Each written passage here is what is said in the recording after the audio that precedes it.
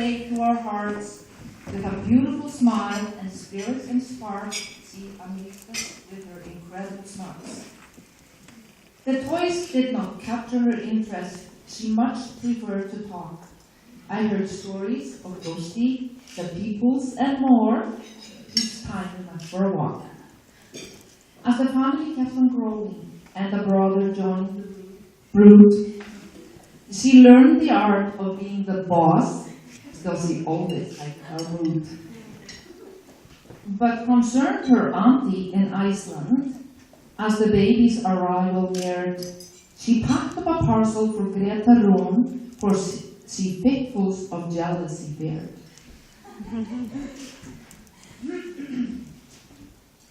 To the hospital in excitement to greet their new beautiful boy. The daddy, big sisters, Greta and Rún, could barely conceal their joy. Rún had dressed her up so pretty, and she combed her blonde hair so fine. In excitement to see her baby grow, little Greta proclaimed, "He's mine!" Came the parcel from Iceland to rescue. Auntie Ragna just knew what to do. She had wrapped up this prettiest, precious doll. Note said, "This baby's just for you." "Little Greta, what will you name her?" asked her big sister, Dia once. Without missing a beat and a smile, she said, "Her name will be Kiwikons," which is gibberish. Now the two Mrs. Dixons from next door, whom Greta so dearly admired, the old Mrs. Dixon and her little girl, school teachers, but both were retired. "She's a picture of health, little what?" said often the old Mrs. Dixon.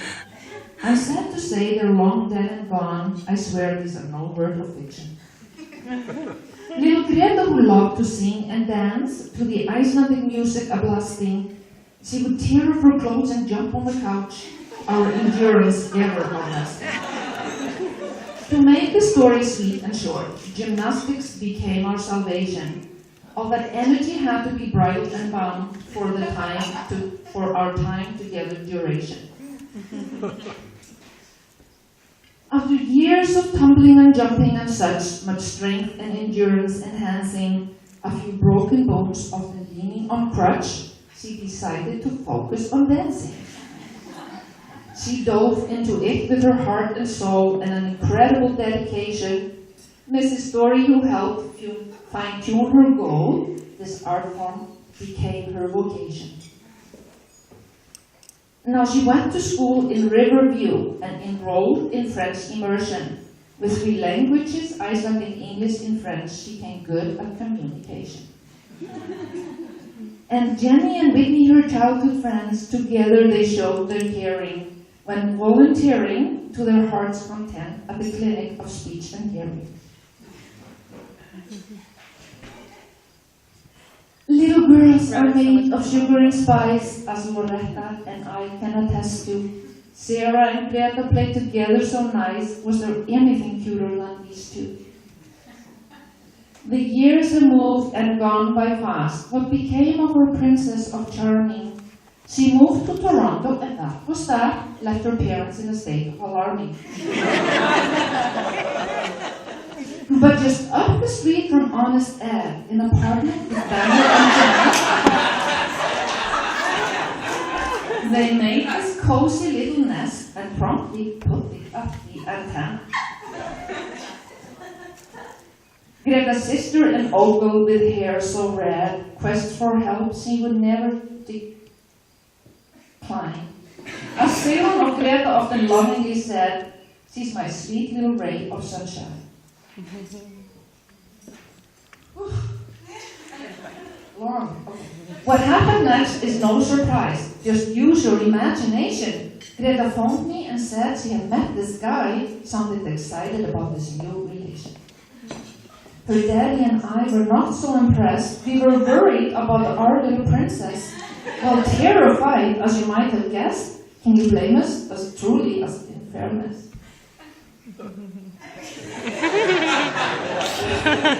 For who could really be good enough for our precious little gemstone? I tell you, we were now lost our mind. We were stuck in this hopeless bear zone. Now this little story has it with its twists and turns. It truly has a good ending. Turns out this guy, as he quickly learns, our relations were soon on the mending. I met him first in Toronto. In their early days of dating, he was handsome, good-natured, attractive and tall. About his charm, there was no debating. When they came to see us in Winnipeg, along with her baby Brucey, now sit tight in your chair, take a deep breath and relax. This story is about to get juicy. At our cottage that we called Husatun, located quite close to Gimli, the alpacas, the goats, the chickens and hens, and little Brucey tiptoeing softly. Next morning, there was this pouring rain, and Ian had this strange suggestion. I thought his idea was quite insane. As it turned out, he had a question.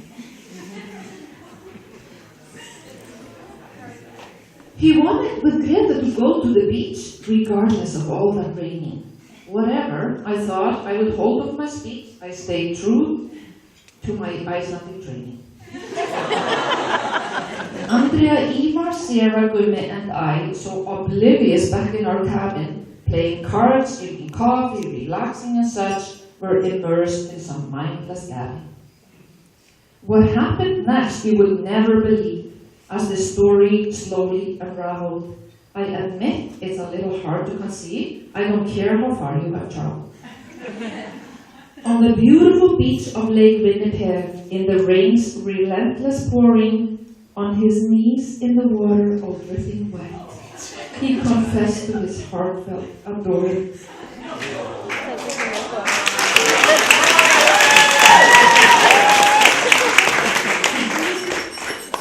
He said he cut his foot with a swing. Quickly Greta came to his rescue. He reached underwater and pulled on the wing, saying gently, I have something to ask you. He took her hand and held it tight with a tender and loving expression. In the pouring rain and the morning light, and that's where he popped the question. And this is where the journey begins for the heroes of our little story. I, for one, have visions of twins in my dreams for their future glory.